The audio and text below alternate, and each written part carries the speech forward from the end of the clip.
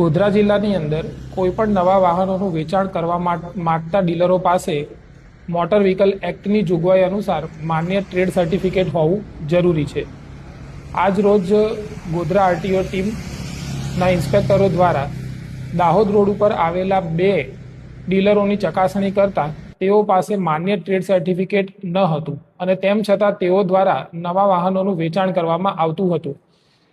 તેમાં જે 2 મુખ્ય ડીલરો ઝડપાયા છે તેમાં જયદીપ હીરો, જે દાહોદ રોડ ગોધરા ખાતે આવેલું છે, જેની પાસે વડોદરા આરટીઓનું ટ્રેડ સર્ટિફિકેટ છે, અને અન્ય એક છે લક્ષ્મીનારાયણ ઓટોમોબાઈલ્સ, જે દાહોદ રોડ ગોધરા ખાતે આવેલું છે અને જેનું દાહોદ જિલ્લાનું ટ્રેડ સર્ટિફિકેટ ધરાવે છે।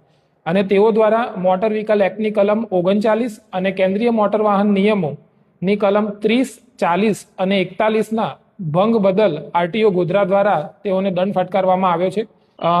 જે 2 બ્રોકરો જે આની અંદર ઝડપાયા છે તેમાં જયદીપ હીરોની અંદર ટોટલ 6 વાહનો વિરુદ્ધ દંડ કરવામાં આવ્યો છે।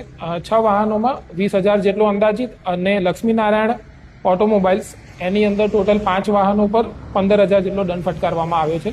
અને આગામી દિવસોમાં પણ જે ટ્રેડ સર્ટિફિકેટ વિનાના ડીલરો જે ગોધરાની અંદર કાર્યરત હશે તેઓની સામે પણ કડક પગલાં ભરવામાં આવશે। જિલ્લાની તમામ મોટરિંગ પબ્લિકને રિક્વેસ્ટ કરવા માંગુ છું કે અપીલ કરવા માંગુ છું કે આપ કોઈ પણ નવા વાહનોનું ખરીદી કરો તો માન્ય ટીસી ટ્રેડ સર્ટિફિકેટ ધરાવતા હોય તેવા ઓથોરાઇઝ ડીલર પાસેથી જ વાહન ખરીદવાનો આગ્રહ રાખશો, જેથી ભવિષ્યમાં આપને રજિસ્ટ્રેશન અને આરટીઓના ટેક્સને લગતી કોઈ પણ જાતની મુશ્કેલી વેઠવી ના પડે।